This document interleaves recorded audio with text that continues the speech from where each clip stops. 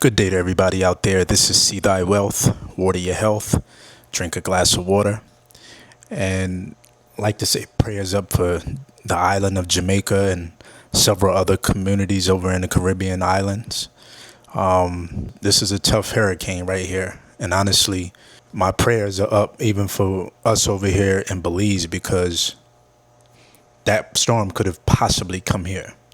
In fact, last week, one of the guys was telling me we might want to cut one of the trees down close to the house because we're looking at a hurricane coming next week. And he was talking about Hurricane Melissa. So I was keeping my eyes on the hurricane pretty much all week up until recently when I realized, we're not going to get this one. It's going to Jamaica. And while I do live off grid, I always say I have no boss. I answer to God and Mother Nature and the universe. And if something like that comes through here, there's nothing I can do. Doesn't matter if the soul is here, excuse me, or no more, none of that shit. Because if the water rises to a certain level, the crops are done, the garden is dead, the fruit trees will be able to withstand a lot. But, at the end of the day, these are things that we can't control, no matter how much we prepare. Yes, we could probably secure the house a lot more and have the house is raised a little bit higher on stilts so we can, potentially overcome a flood. But it's sickening and it's sad to see what Jamaica's going through. I think they say this is the worst storm on record for Jamaica, Category 5 hurricane. I'm telling you, by the grace of God, that storm didn't come here. I'm almost wishing that we got some of it, because this is my first year here during the rainy season, during the hurricane season. And I wanted to see how bad it got if it rains for days, because that's the only way I'll know how to prepare in the future. Well, it's not the only way, but it gives me a better idea of where the water piles up, where it likes to sit, and where I need to do some digging and work in the future so the water has a place to run off as opposed to just accumulating and sitting right here on my land. So while a part of me was hoping that it came and we got some of it, because I can't sit here and say I wish we got the whole hurricane. No, but if we got a good 4, 5, 6 days a week, maybe with rain, I would have been able to see how we would have been able to how I needed to move forward in the future. I'm saying. But yeah, my prayers is going out to Jamaica, the island of Jamaica, and everybody over there that's stuck from America and other countries around the planet, and everybody that is from the island of Jamaica that's still there, because it looks like it's going to be some deaths. It's already a few deaths. So, yes, this is a major one right here. And on another note, with things that's going on in the United States, I'm honestly lost for words. Because I keep coming on here telling people to buy some land, buy some land, buy some land. But the reality is, if you don't have the money to get no land, you need to start buying seeds. You need to start buying some seeds to grow you some food, some squash, some lettuce, some kale. Get seeds of different vegetation that grows in the winter. You want to be able to feed yourself when things go south. Things are going really bad over there.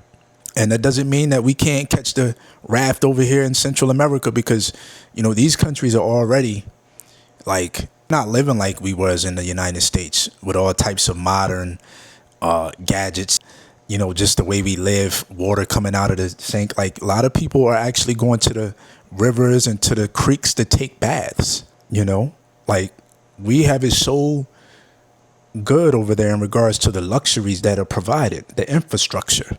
And when you come here, it's not built like that. So these types of people, they could go living up in the United States with the type of stuff that we are offered and provided. It's like living in heaven for them. So even people in America need to tighten up.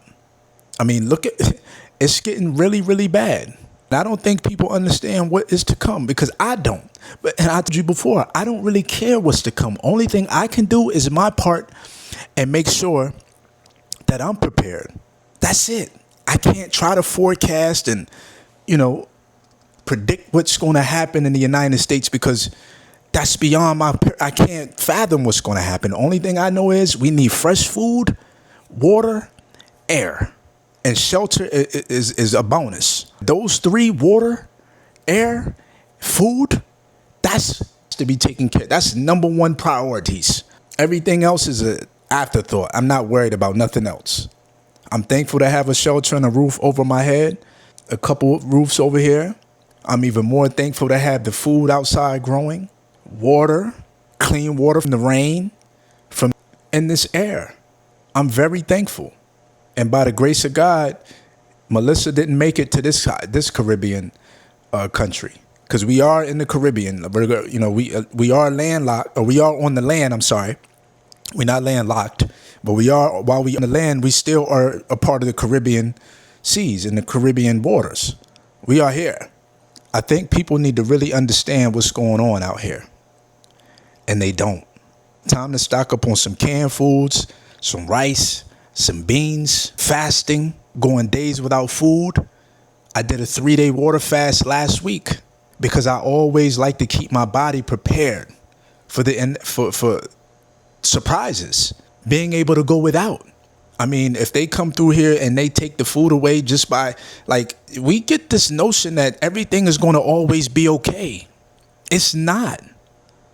It's always stay optimistic, but you can't let your guard down expecting the grocery stores to always be able to provide the things that you love and need.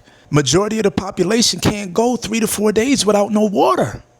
3 to 4 days without water, your body's going to go into shock because your body is toxic. Starches, processed sugars, meats with a bunch of chemicals in it, alcohol, drugs. Your body is going to go into shock. You're not built to go 3 to 4 days without no fucking water.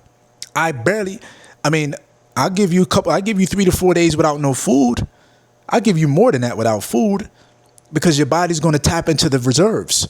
But the water is very, very, you have to have water. So I don't understand what y'all out there doing with your money. I don't understand where your priorities are. But if the government is not giving out any benefits on the first of the month, November 1, it's going to be a lot of people in America suffering. A lot of people in America suffering.